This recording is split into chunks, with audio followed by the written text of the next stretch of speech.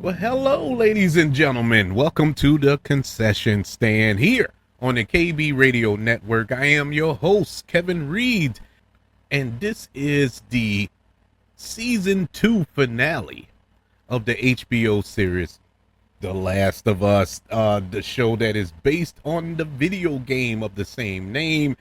This episode is entitled Convergence, and it ends the second season of The Last of Us in a interesting way. Number one, it ends on episode 7, and that's kind of an odd number.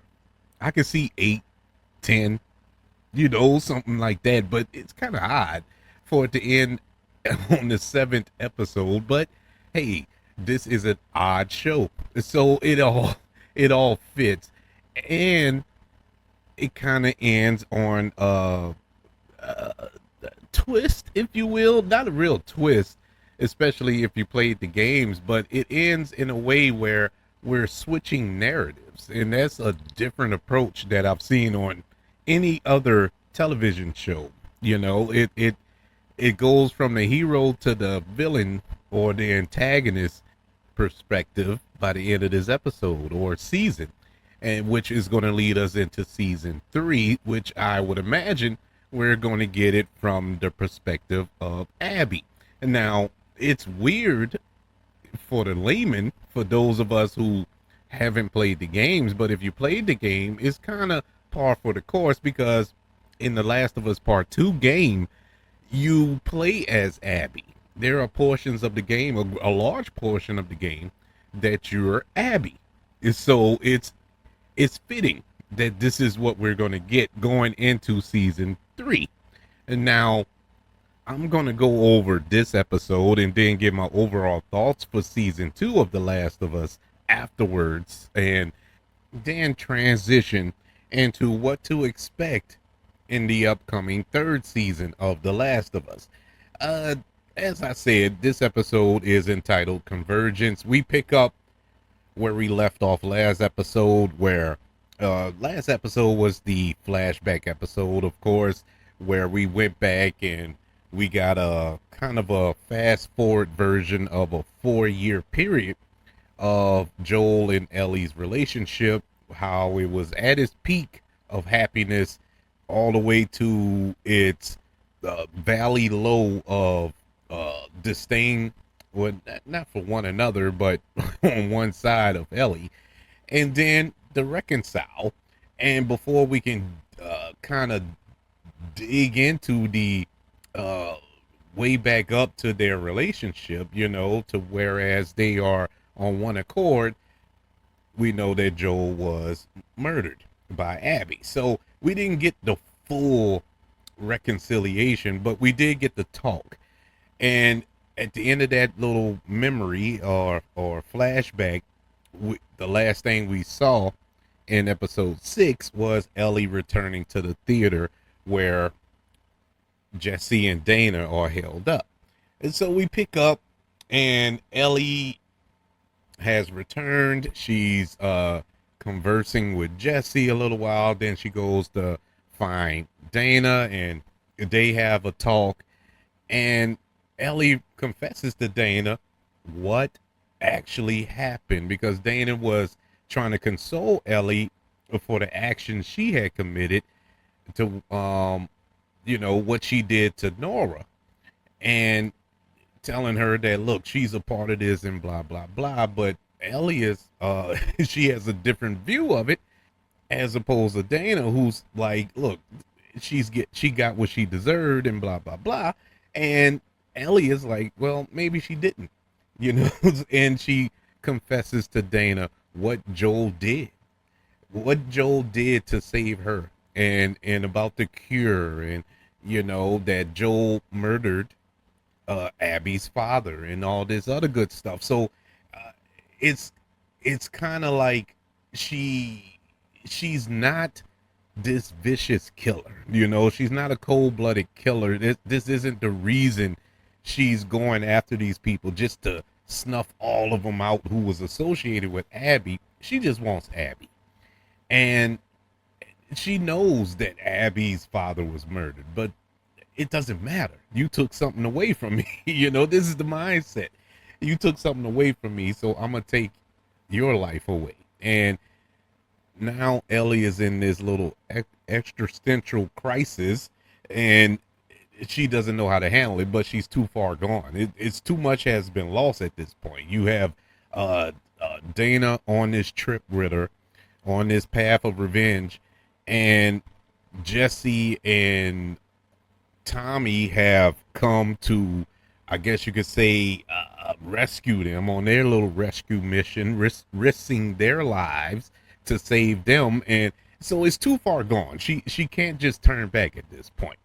And so we get this scene not too long after the opening scene where now Ellie is talking to Jason. And I love this scene. I love their chemistry throughout this episode, Jason and Ellie. You can tell there's a level of love and respect for one another. It isn't, because they're in this love triangle. I mean, a strange love triangle. I guess strange to a lot of people, but not really. It's just, these are three people who love one another. They all three.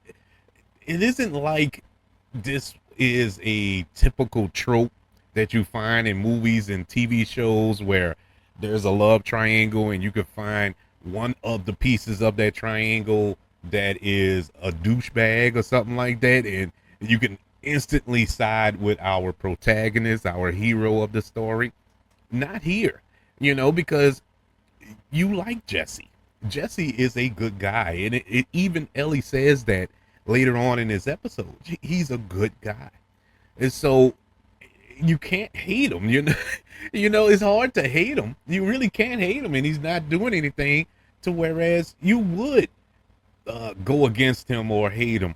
He's just caught up in this situation, and Ellie spills the beans, tells him that Dana is pregnant, and he's shocked and surprised by this. And he was like, and Ellie is like, well, oh wait, I guess I spoiled the surprise. But when she tells you, act surprised or whatever the case may be, but he took it in stride. He didn't trip out, flip out, and they have a back and forth. Jesse tells her about this group, these people who came to Jackson for a couple of weeks, or 3 days. I can't remember off the top of my head right now, but they came to Jackson, and one of the young ladies that was there, he took a liking to. He was really feeling. And when it was time for her to leave, she asked Jesse to come with her, and he didn't go, obviously, and he chose to stay because he's a loyal person. He's loyal to Jackson because Jackson gave him shelter. They raised him. They provided for him. They protected him and loved him. And they're grooming him to be the pseudo leader once this older group, moves on. And he didn't want to leave.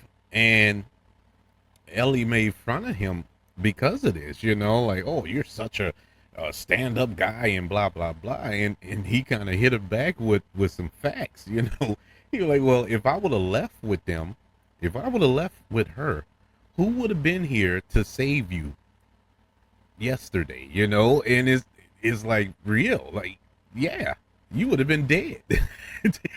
So that really puts the kibosh on her. All the while, nobody knows where Tommy is. Tommy got separated from everybody, but you hear on the radio, they still have the radios from the Wolves frequency, and they hear on the radio that there's a sniper taking them out, have the Wolves pinned down and whatnot. So immediately Jesse knew that was Tommy, and so they're trying to regroup and find where Tommy is. And all the while, Ellie remembers what Nora told her before she died, that where the location of Abby, and all she told her was two words: well and Will. So she figures out that she's in the aquarium, and so now while they're looking for Tommy, Ellie spots the aquarium. It dawns on her that's where Abby is. And so she wants to go off there, and Jesse is like, no, no, that's the other side of town where Tommy is, and blah blah blah. And they separate. Ellie goes on her mission, and so we see Isaac, preparing for war, I guess you could say. And he gets on the boat with a few of the wolves, and they go off on this mission in the dead of night in a storm. Ellie secures a boat. She heads out to find to find Abby, but she gets capsized. The weather is too bad, and she washes up on his island where the scars are. And the scars take her hostage or captive, I should say, and is about to string her up and gut her. Their signature move, and all of a sudden they hear the alert signs, the horns or whatever, and so they run off. And I thought, out of everything that had happened in this show, season 1 and season 2, this was the dumbest thing ever. Just looking at it logical. Yeah, the whole security force, I guess you could say, of the scars on his island are focused on a teenage girl and leaving the rest of the island subjective to being taken over. And that's what happened. Because while they were dealing with Ellie on the other side, who wasn't being combative and, resistant and nothing like that, they all over there just to string up this little girl and gut her. All the while, the wolves, they have come on the other side and took over the village. And when Ellie gets away, she's riding off, and all of a sudden you hear explosions in the background, see the fireballs and all this here, all because they were focused on the wrong thing. Now, look, I know it's a show. I know it's you suspend disbelief and detach it from reality and all that other good stuff, but it just, I don't know why that stuck out to me. Like, that was so stupid. You didn't need 12 people to subdue a 19-year-old girl. I mean, come on, man. Now, don't get me wrong. All due respect to Ellie, she is a beast after all. But come on, man. You didn't need all that. Everybody stay on their post. But these aren't soldiers.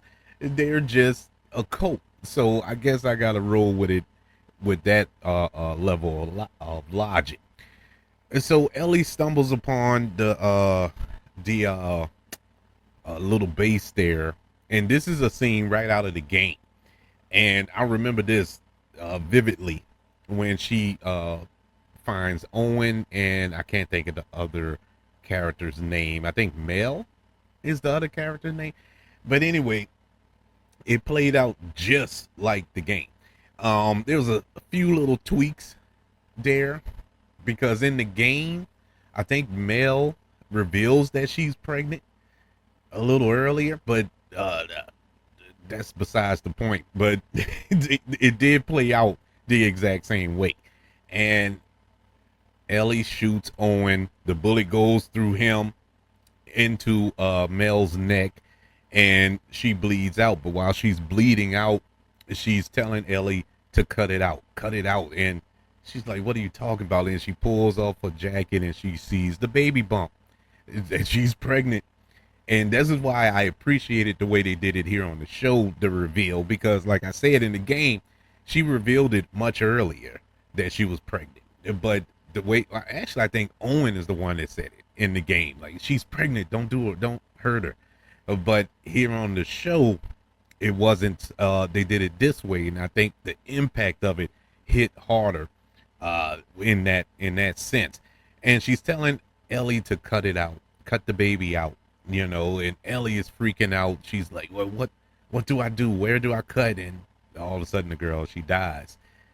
And this tears Ellie apart. This tears her apart, because essentially she didn't go there to kill them. She just wants Abby. And she told Owen that, because Owen was like, look, if we show her on the map, she's going to kill us anyway. And Ellie is like, no, I'm not going to do that. I'm not like you. I just want Abby. That's all I want.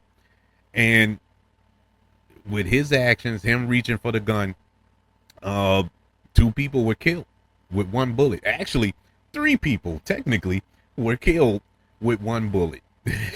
you know, and that just tore Ellie apart.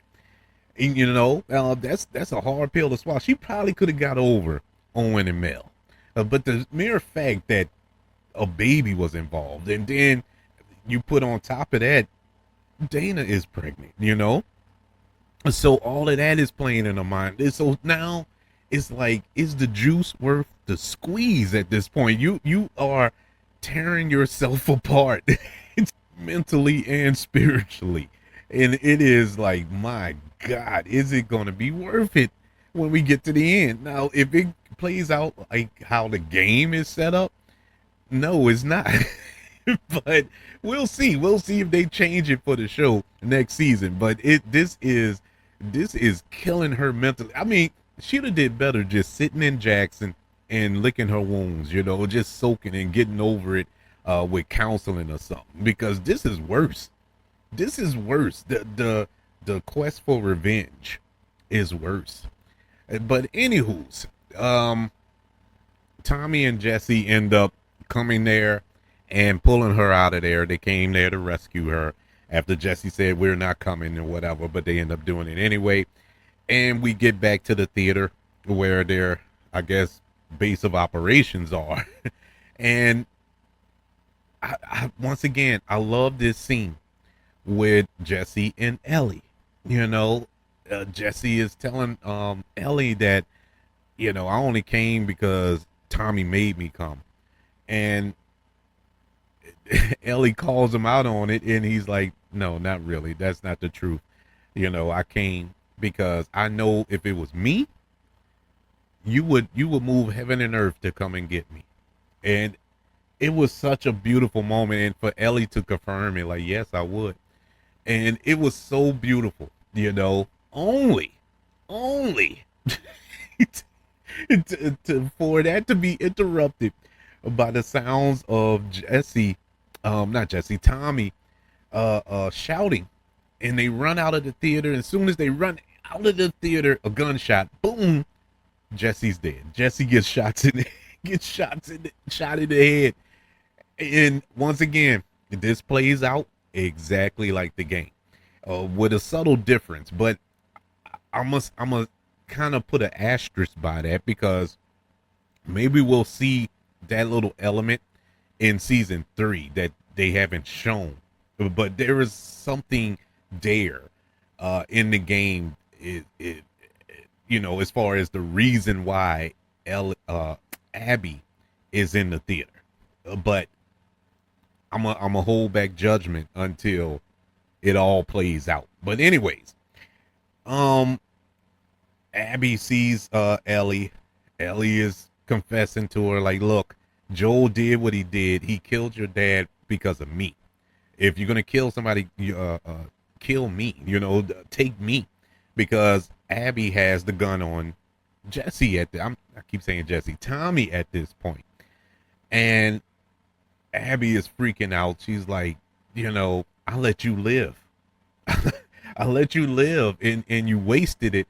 And then she turns the gun on Ellie, and Ellie screams no, and then we just hear the gunshot. We don't know what happens at that point. But then we flash back to day 1 in Seattle, and Abby is at the whatever that stadium is, that football stadium in Seattle, where the Wolves are, I guess you could say, staging, this big old, I don't know what they're doing, but it's a lot of them. I'll tell you that much. But that's how the episode ends, and that's how the season ends, which pretty much promises that we are going to get season 3, the Abby story. We were going to get it from her perspective, and I'm not mad at it. I enjoyed this episode. Overall, this season, this was a good season. Was it as good as season 1? No. I can confess that it's not as good as season 1. It didn't have that same impact as season 1, but it was still good. I feel about this season how I felt about the Last of Us Part 2 video game. Same thing. I loved the first game. I absolutely loved it. One of my favorite games of all time. The part 2, not so much, you know. I didn't have that same affinity for it. It took me forever to finally get through it, you know, because it was hard. It was more story than gameplay. And that's what kind of threw me off. But it's a lot of stories, a lot going on in part 2 of the game, and it's playing out the same way here on the show. The impact of losing Joel, I understand why a lot of people are kind of up in arms about that, and it's warranted. You know, I get it, especially with Pedro Pascal, a phenomenal performer as him, who just I don't know, man. I go back to previous reviews of this show when I said that when they cast him, when they announced the casting of Pedro Pascal, I was scratching my head like, why? You know, I just didn't see it. Now I can't see nobody else but him. I mean, just took this role and ran with it and owned it. And my God, he is perfect for this role. And for his character to die in this season, all last season, I felt the same way because I knew it was leading up to this. I knew that it was going to happen, and I was mad. I got mad because I knew this was coming. But it still didn't soften the blow from when it happened. And the season kind of went down after episode 2. You know, it didn't really have as much impact as it, is used to having. I mean, hey, you lost the main star of the show. You know, it's going to take a while for it to get its footing, but the show never really lost footing. It just went in a different direction. It felt like two different shows, and it took a while for that to kind of sink in.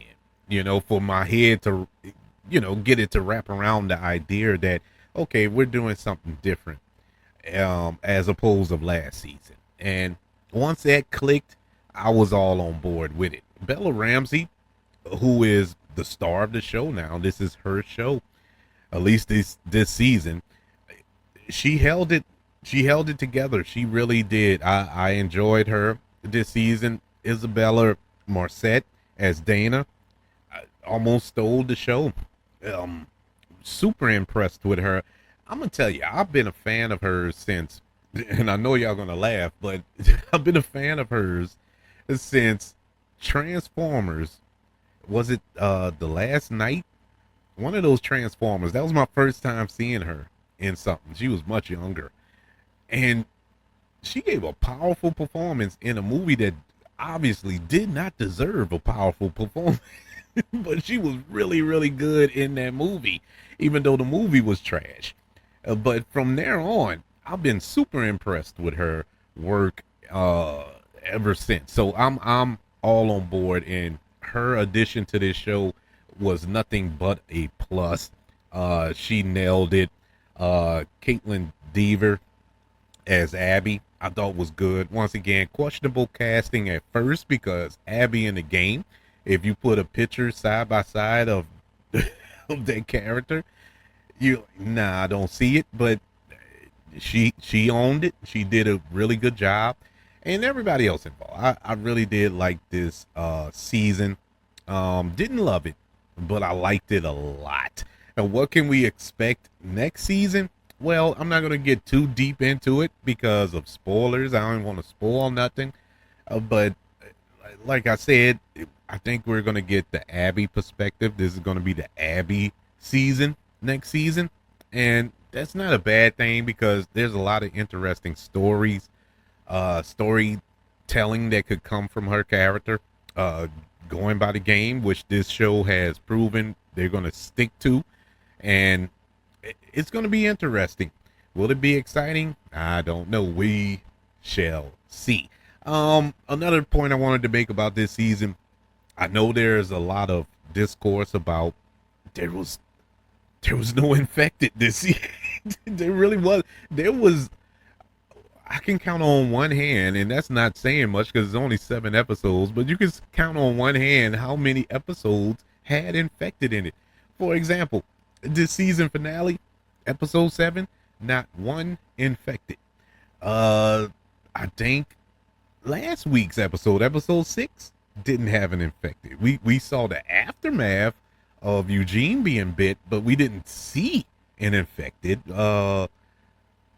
And there was a few other episodes in this season. I'm telling you, maybe 3, possibly 4, but I think they lumped them all into that second episode when we had the big Lord of the Rings, the Two Towers type battle in Jackson with all of the infected. But after that, it was scarce, very scarce. You know, we did get introduced to a new kind of infected, what they call stalkers, the more intelligent infected, but we really haven't delved deep into that.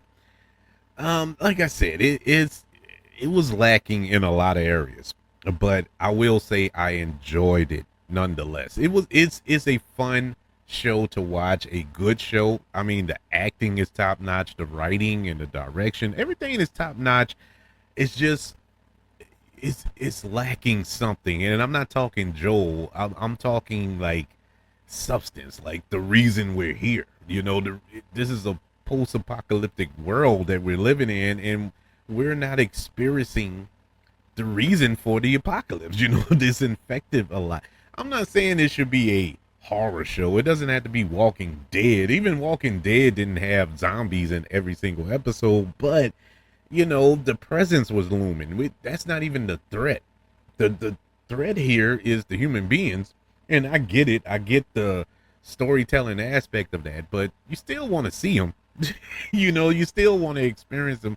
But it's all good. Like I said, I'm looking forward to a interesting season 3.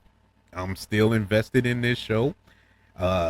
In spite of my flaws from this season and the untimely demise of the main star of the show, I'm still invested because you still got some powerful actors and actresses in a part of this show. Jeffrey Wright, Kaitlyn Dever, Bella Ramsey, Isabela Merced, Gabriel Luna.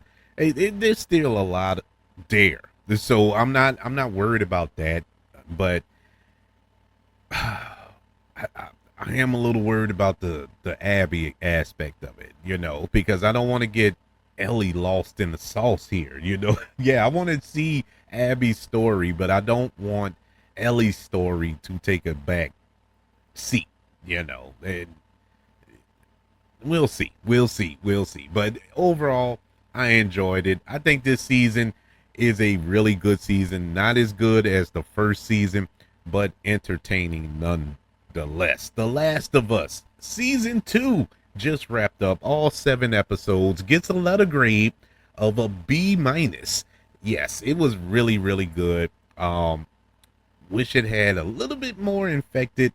Wish that we would have got a little bit more scars, a little more backstory about that group, and you know, it's there, but I'm pretty sure we'll get it in season 3. But I would have liked to have seen it this season. That way in season 3, we won't have to go through all of the backstories and the setups and all this here. It's already set up, and we can get into season 3, and it's boom, boom, boom, boom, boom, you know. But I'm not running the show.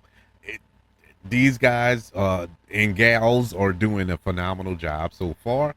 They haven't let me down so far. They're sticking to the game, so I'm not mad at them. But I would like to know, what did you think of season 2 of The Last of Us that just wrapped up? Did you enjoy it?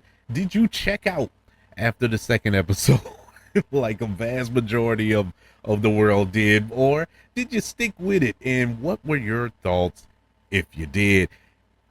Email the show, kbradiopodcast@gmail.com. You can also search for the show on all social media platforms. Just search for the KB Radio Network. Also, don't forget about YouTube.